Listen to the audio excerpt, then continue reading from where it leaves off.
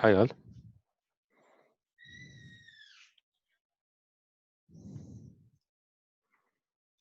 I hope you can hear me, right?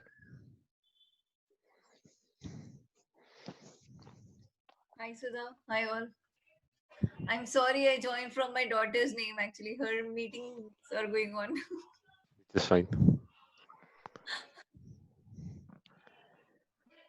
Uh, let's just wait for 1 more minute. Yeah, then we'll make a Okay. start. Hopefully, you all should be able to see my screen by now. Yeah. Okay. So, but by the time others join, let's do a quick revision because I believe the last session we had much less audience. So I think we should do a quick recap. So what we started doing Okay. actually is that we wanted to look into this pandas library, which we are going to extensively use in many of the cases. We are just doing an introduction. We are not going to do a deep dive right now because if I do a deep dive, that will cover everything when it comes to data analysis. That is not the plan, right? So we have to cover other areas of, let's say, mathematics and the statistical areas. So when we do that, we are going to look into more of the examples. But as of now, what we have started doing is that we have taken a data. It's a very, very small kind of a CSV file. I got it from a website on the internet. It talks about the New York City weather for a certain month. That data set or that CSV file contains all the weather related information of the New York City.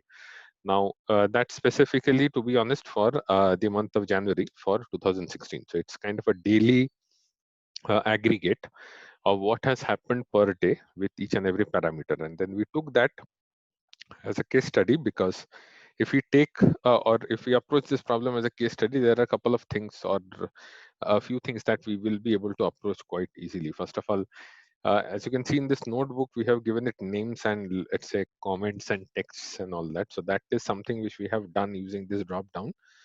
From this drop down, we have selected markdown and then we have entered all the comments and the headings and so on. So the reason why we are doing it is because this is one of the best practices in which we share our analysis in the industry as well, right? So what we do essentially in any Jupyter notebook, we write as much as possible about the analysis as well as the analysis. So if I only write code, the person to whom I can share this is, or example, given any one of you who will be able to understand the code, which is fine. But if I'm going to share only the code and the snippets or outputs of that code, somebody who is from the business, then that is not going to make much sense for that person. That person has to understand the context of the problem as well, the setup as well. So to do so, we have tried to write down as much as possible within the notebook itself. And that's what you can see on the screen. So we have written down what is the purpose of the data analysis. Then at first step, we have imported the pandas library and we have created a variable. We are going to look at what this variable is. We looked into what this variable is, and that variable is an object of type data frame. That's part of the pandas implementation of the library. So inside pandas library, there is an object known as data frame, and data frame is an object in which data is stored during the analysis itself. So in the lifetime of the analysis, the data frame is going to hold the data. I'm not sure if I have specifically told this in the last uh, or in the last week, is that when we create a data frame, what we essentially do, we are actually asking Python that I have some data which is supposed to be a representative sample of the entire population of data. So example given in New York is not a city which is created yesterday, or it is not a city which exists from the year 2016, right? That we have started collecting the data from that day. It exists for hundreds of years. Now we have only taken 1 month of data or maybe 6 months of data. That is known as a sample, a representative sample of the entire set of data that can possibly exist, right? So these are kind of small statistical terminologies that we are going to use right now. We may not understand everything right now, but we are going to have, let's say, dedicated sessions onto the statistical part. But as of now, we can simply remember that this weather variable which you see on the screen on execution number 2 or line number 2 is where I have read a CSV file using pandas dot read underscore CSV function, and this is the name of the file. I have loaded it into the memory. So that's what I wanted to say here, is that the sample of the population which is collected to do some kind of experimentation. This case experiment is going to refer to the data analysis that I'm trying to do. I don't have any basic questions in my mind, okay, because it is clearly written over here that the purpose of the data analysis is not to answer any specific questions or any hypothesis, okay, but merely to understand what the data tells us about the scenario without any precognition. So I'm not going to assume anything about the data. I'm simply going to look into the scenario and try to find out if there is anything good, anything bad, and so on and so forth. Now, once I have loaded this, then I'm going to do some basic understanding. The first two very common statements that I execute, first of all, that is the head. So dot head function, with or without a parameter. If I'm giving a parameter, I'm going to tell you what that means.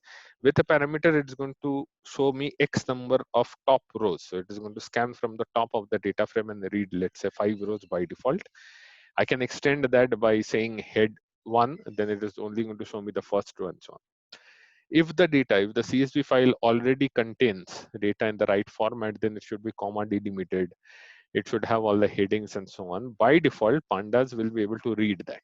If pandas is not able to read that, at later stage in the series of the sessions that we're going to have, we will see cases where CSV files are not so beautifully formatted, in which case we will have to do something from our side to ensure that we are reading the column names in the right way. Otherwise, it will be very difficult for us to understand the metadata. I also recommend keeping a metadata file separately along with the data file. There are seldom cases where this is really maintained, but hopefully at this point in time, whenever or in whichever website we find free data, they not only provide the data, they also provide the metadata in form of some kind of textual form. It may not be part of the data, but it is there with the data in the website, which is really good, because as we have briefly said in the last call as well, and this is something which I can repeat for 1,000 times, and I'm not going to stop, is that we cannot do data analysis unless and until we understand the context. Unless and until we understand the scenario or the business or the domain, we really cannot do any data analysis, because then everything will become the statistician's way of doing. We will come to that notion after a certain point in time. In this notebook only, we'll briefly touch what is a statistician's way and what is a data scientist's way. Okay. So, but as of now, we are looking at the top 5 rows. We see some problems upfront, but we are going to solve that later on. Example given upfront, I see the first column, EST, Eastern Standard Time. Eastern Standard Time is a date field. Is that really categorized, or is that really recognized by pandas as a date, is going to make a lot of difference basis the kind of analysis that we want to do. If example given, I would like to plot this, or I would like to do some visual analytics basis this date, it is actually far better and lucrative to have this column represented as a date rather than a string. We'll sooner find out that it is not a date. That is the kind of thing that pandas does. When it reads, it does not assumes anything about the data. You as the data analyst will have to make some changes. The second thing is the dot tail. So these are the first two functions that I would like to execute whenever I get any data, head and tail. Head and tail is going to give me the first 5 rows, last 5 rows. This does not tell me anything about the data, only gives me a glimpse of the data. Then I come down and then I see the type of the variable, whether or not it is loaded as a data frame or not. I can easily see that it is loaded just like a data frame as I expected. And then I look at a very important function known as info. Info function, if I explain once more, it's going to take some time. I would recommend that we can look into the last day's video once. So in a nutshell, in a single line, info gives us all the basic information on the data frame. How many columns are there? How many rows are there? Out of those rows, how many columns have not null values? How many columns have missing values? What is the data type of each and every column? And so on and so forth. And here we start to see some obvious and basic problems. Example given, Eastern Standard Time being a date field is recognized as a string. Object, wherever you see object in this output, that refers to text or that refers to string. Okay. Then we have another upfront problem with the variable known as events. As you can see, there are only 9 non-null string type entries in the data set. Okay, this is a problem because I can see on the first row itself there are 31 entries. 31 entries means there are 31 rows in the data, out of which in this events column I have only 9 such rows where I actually have data, everything else is null. So this is where some kind of a fight is going to happen now.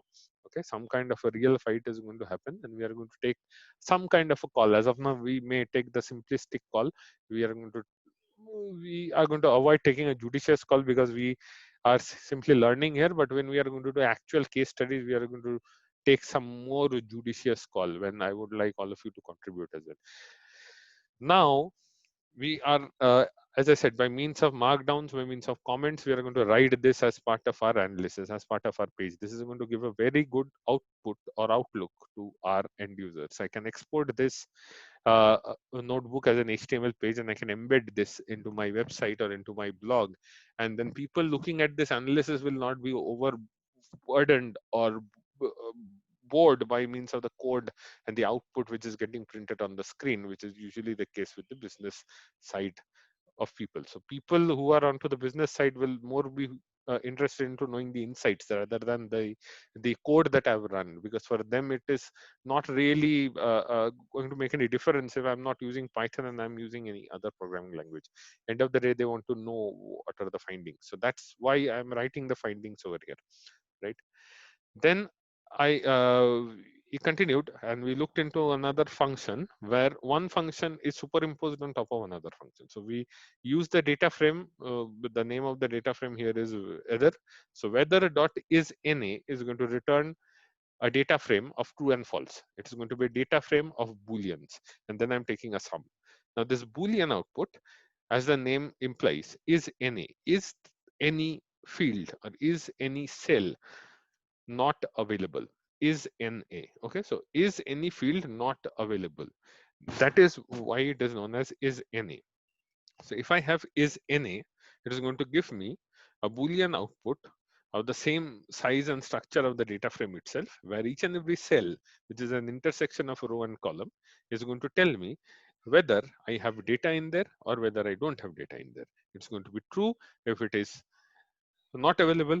It is going to be false if it is already available. And then I can superimpose another function, which is the sum function, on top of this, and I get the output as the count of entries or rows or occurrences where a particular column has missing values. I can clearly see there is a problem. There is a clear cut problem with this events column where I have 22 missing values. And I have also executed then in the next line a function called shape, where I can clearly see there is an x comma y shape of the data set. We have already seen this into NumPy. It is the same kind of representation here as well. The first number is the number of rows, the second number is the number of columns. So we have a 31 cross 11 kind of a data set in form of a matrix. So otherwise known as a data frame. This is not really a matrix because matrix is going to be numerical, or it is going to be of the same data type. In this case, we have multiple data types. That is why it is known as a data frame. But we have 31 rows, out of which basis the last output, I can see that the events field has 22 null values. This is a problem. This is a serious problem. Now, that is what we are writing over here. Clearly, we have more than 25% missing data in the column events. Hence, this column is of no use for our data analysis and should be dropped. This is like a blunt statement that I'm giving because I have a column where more than 25% of the data is missing. This is a general rule of thumb. Okay, but please note the second paragraph as well. The third one is known as convenience. So the first paragraph here is what we should ideally do. Second paragraph is the explanation as to why we should do and when we should not do. The third line over here is the explanation to save ourselves time. Okay, to save ourselves time, we are not going to spend much time in this because we are learning a library. We are going to look at the data analysis lifecycle at a later stage in great depth. But as of now, the last line, we chose to drop the column in this case that the data was merely provided to us from a source and we don't have a control on that source. So as I said in the beginning, I've just downloaded the data. I don't know how the data is collected.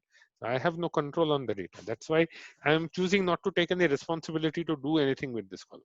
Otherwise, If you look at the second paragraph here, okay, let's try to read that. This is really important. I focused on this in the last class as well. This is a typical statistician viewpoint.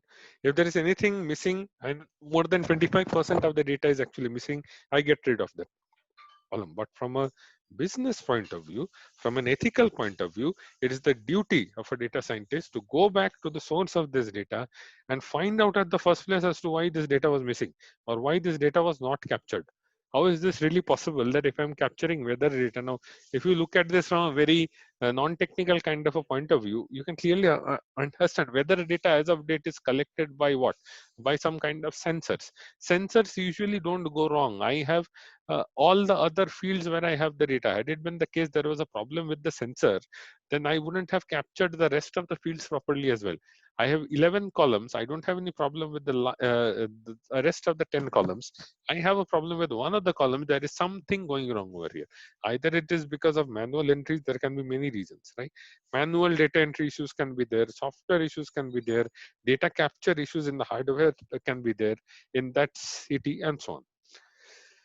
But as part of a data scientist's responsibility, it is quite easy for us to say that, okay, more than 25% of data is missing, let's get rid of that column. Fine, you can get rid of that column, but please don't do that.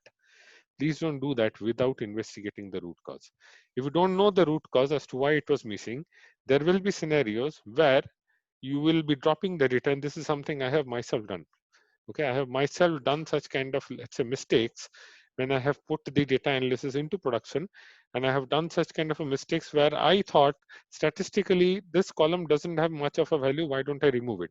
So I removed it completely, only to realize later on that that column was one of the most important driving factors in the marketing channels. I did not know that. So without doing RCA, without doing investigations, please don't drop such columns. Okay, just for the convenience purpose, here we are going to drop that, and that's from where we are going to start today's class. In NumPy, we have already seen, we have used something called axis. When the axis value was equal to 1, we referred to that as the rows. When axis value was equal to 0, we referred to that as columns. And that is exactly the technique that we are going to use over here. So we are going to drop the events column from the data. Okay. While I do this, there is a small nomenclature I would like to quickly mention. In the terminology of the data science life cycle, it is not always that the fields are represented or named as columns. They are specifically known as features. Okay, so these are the features of the data that we have captured. These are the features of weather that you have captured. Okay, so column and features will be used interchangeably. If somebody is talking to you in pure terms of the data analysis perspective, they might say these are the features and I'm dropping that feature and I'm trying to impute that feature and so on. Feature in that case simply means the column in the data set, nothing more. Okay, so please don't get confused as to what is a feature, because feature is nothing but a column. There is one more type of a column. We are going to look into that at a later stage. That's known as a label. Label is not there in this data. We don't want that label right now because we are simply doing data analysis. Now I want to drop this. So I have this data frame, and in this data frame I have a function called dot drop, because this is an object by the basic rules of object oriented principles. Every object inherits the methods which are there in the class, right? So I have a method which is drop, and inside the drop method I'm going to give single quotes and I'm going to say I want to drop the column events. Now I have to be very careful that I have to write the name in the proper way. So events is written in the right way here. Good. Then I'm going to mention axis is equal to 0, and another very useful entry which is known as in place is equal to true. So axis is equal to 0 represents that I want to drop the column, not the row. You have to tell the function what to drop, which row to drop, which column to drop. You have only given the name. It doesn't know which operation to perform. You have to specify that axis is equal to 0 means I want you to drop the column and not any specific row. Okay, then in place is equal to true means that you do it then and there in the same memory location where this weather data set is saved. I don't want you to print the output on the screen. That's not what I demand you to do. I actually am asking you by means of this function is to remove the data from, or to remove the column from the data itself. Okay, if I feel I have done some mistake, I will rerun. I think I'm back now. Some portion was missed. I'll reshare my screen.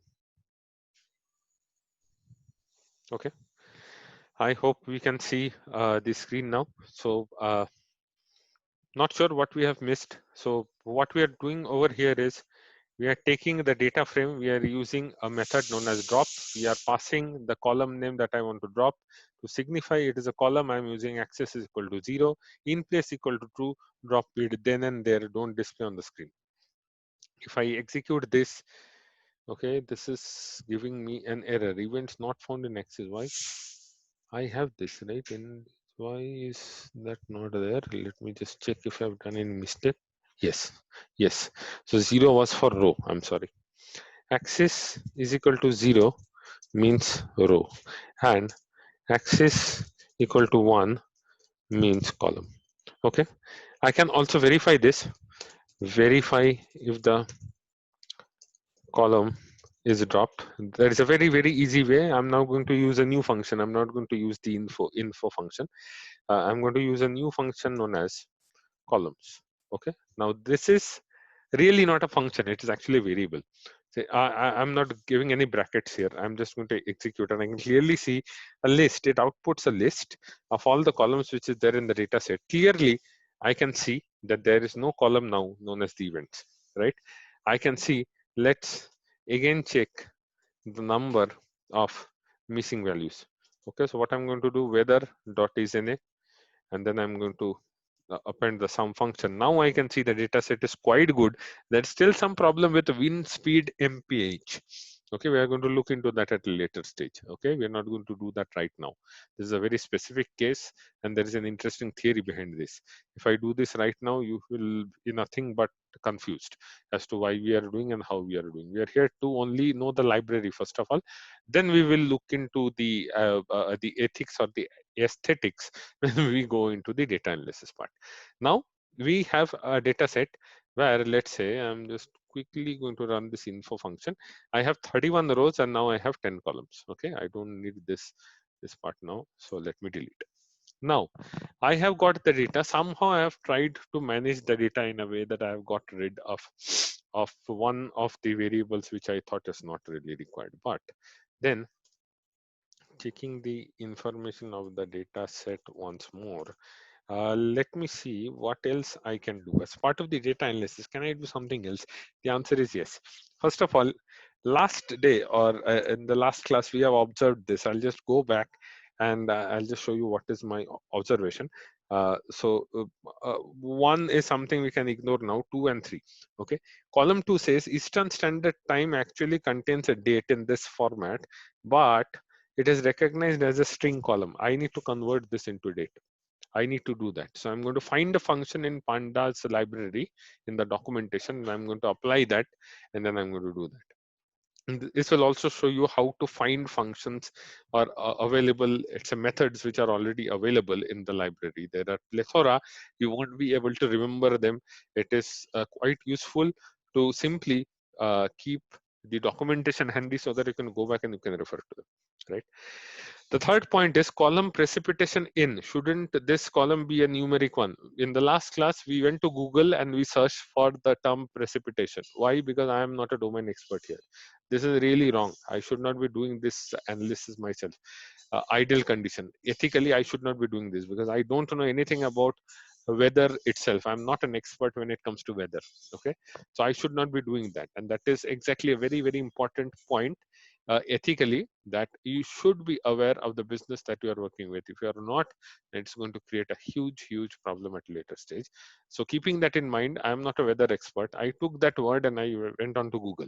On Google, I found out precipitation means the kind of, let's say, volume of water which is there in air in form of, let's say, droplets, which can result or which may result into some kind of rainfall.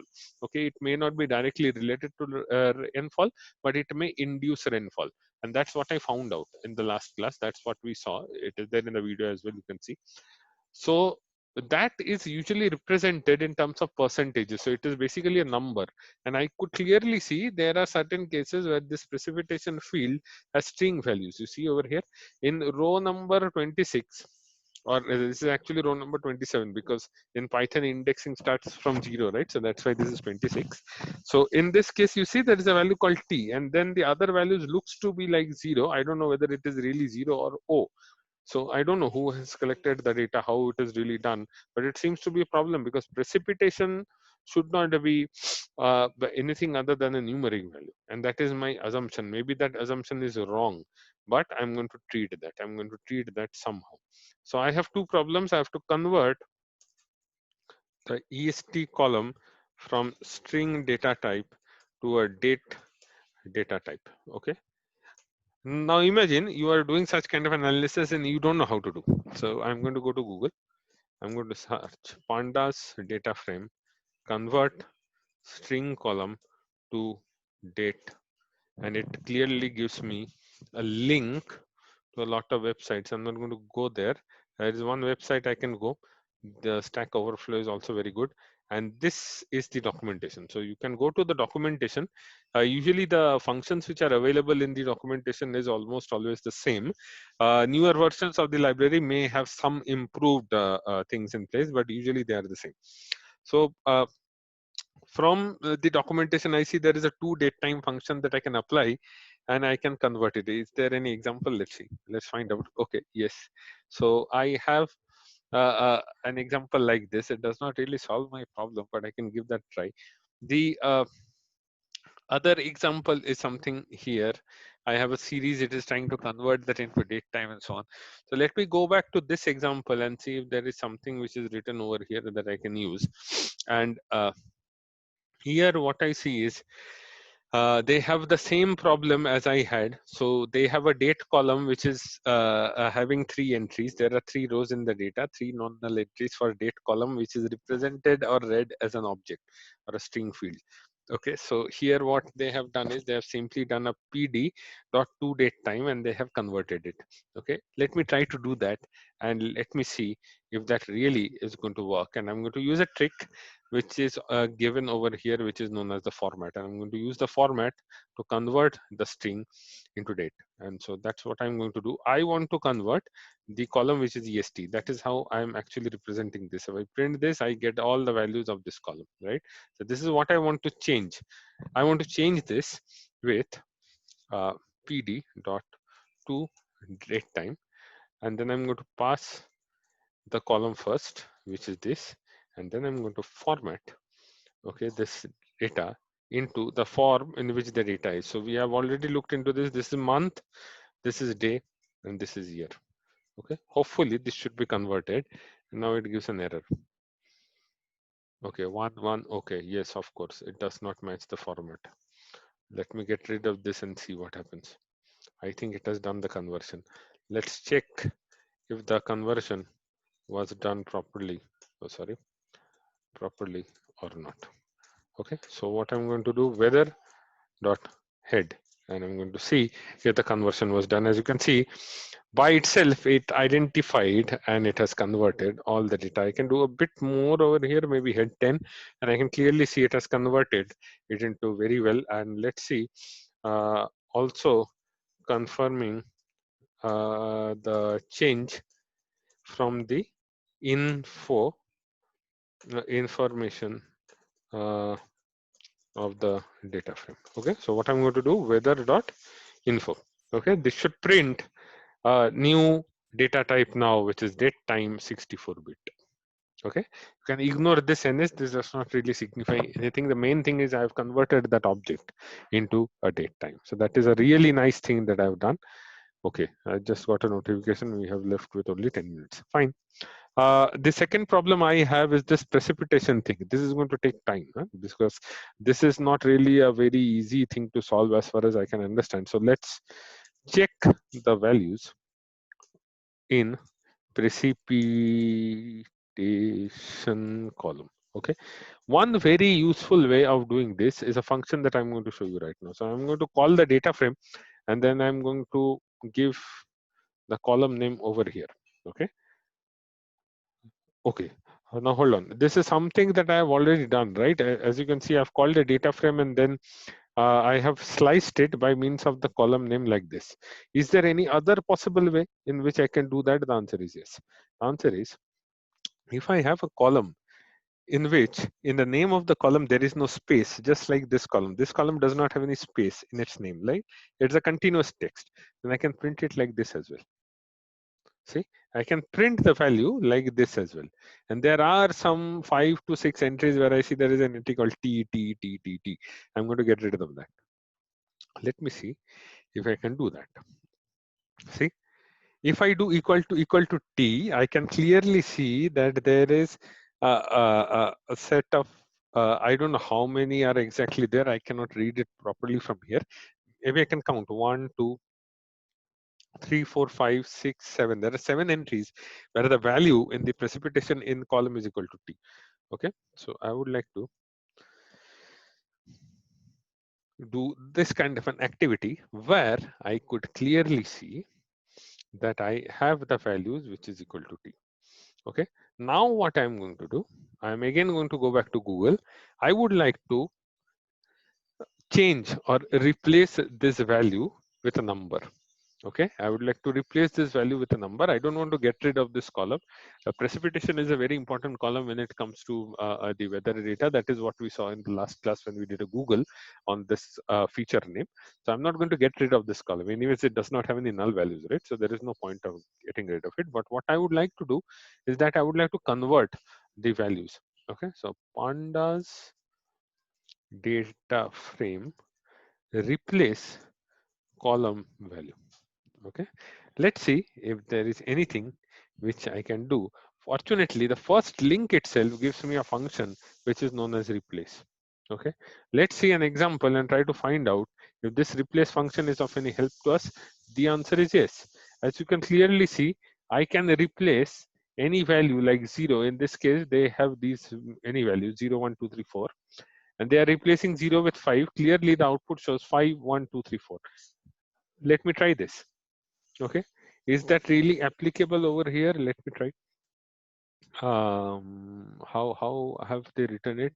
H dot. Okay, so I'm going to have to use this okay, because this representation is a series. So sorry, I'll write the comments later maybe. So I'm going to say weather dot precipitation dot in dot replace, and then I'm going to say replace T with 0, replacing all instances of T with 0 in the precipitation column. Okay, let's see if this is going to work. The answer is yes, but there is a problem. It printed the output on the screen. I want to replace that inside the data frame, right? So how can I do that? Let me just impute the value like this. Now it is not going to print me on the screen, and I can now check what is happening. Checking the data now. Now I'm going to make use of a function.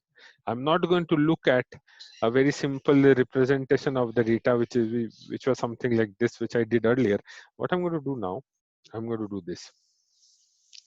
Precipitation in dot value counts and an open and close braces. Value counts is a function which is going to do a wonderful thing. It does not take any arguments. If I press enter, it tells me there are 19 values represented as 0, 7 value represented as 0. What is this? This value and this value is the same, right? Then what is there to do two lines is because, as you can see, if you hover your mouse, there may be a possibility that there are spaces in the columns which we cannot see over here, right? We cannot find that over here, but there is a probability that we have spaces in the column, and we are going to treat that. So don't worry, we are going to treat that now. Okay, so it is clear that all the values are converted into numerics. Okay, the data type is now integer. Let me check if the data type has been changed automatically as well.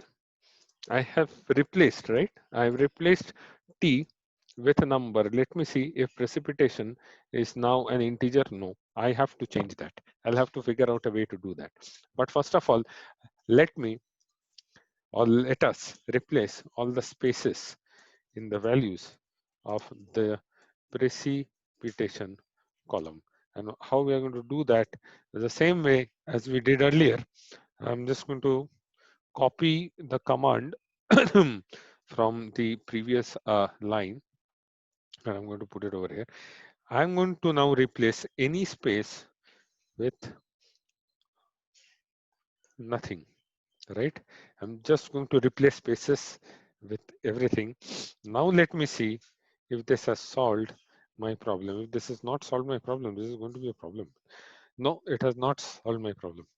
Okay, let's see if I can do something. As type int, okay? This is a function. I'll have to find this function. Maybe I've written it in a wrong way. Let me just find pandas data frame as type int. Okay, let me find out as type. Okay, so I made a mistake here. I just have to write it like this, and it is giving me an error, invalid return. Okay, it should not be int, it should be float. I'm going to explain what I'm doing with this. Okay, so what I'm doing is that I'm actually replacing, or I am converting all the values of this column in this data set from string. It is a string here, as you can see, it's object.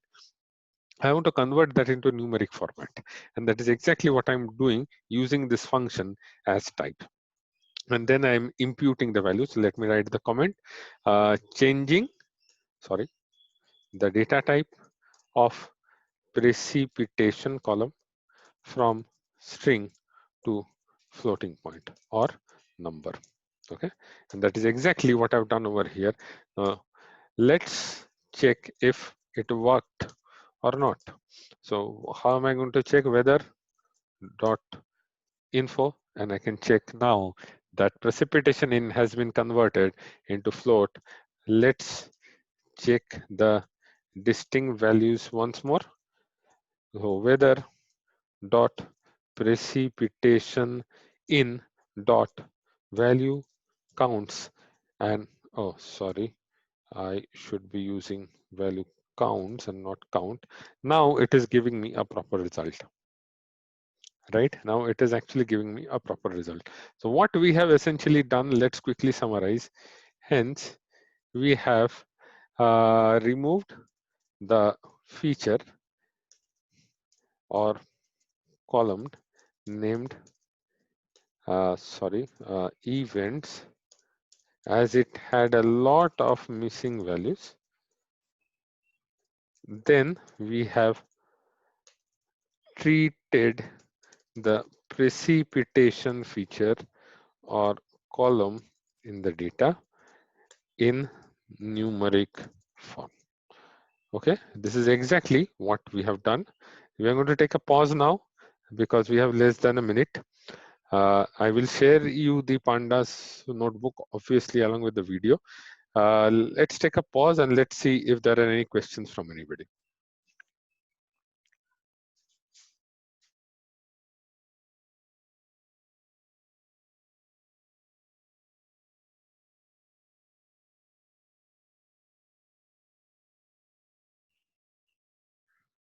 Any questions from anyone? Rohi, Rahul, I think Mugdha has just left the call. Any questions? Any doubts? Okay, keeping that in mind, let's close the call. I'll be sharing the materials. Let's see you tomorrow. Thank you so much.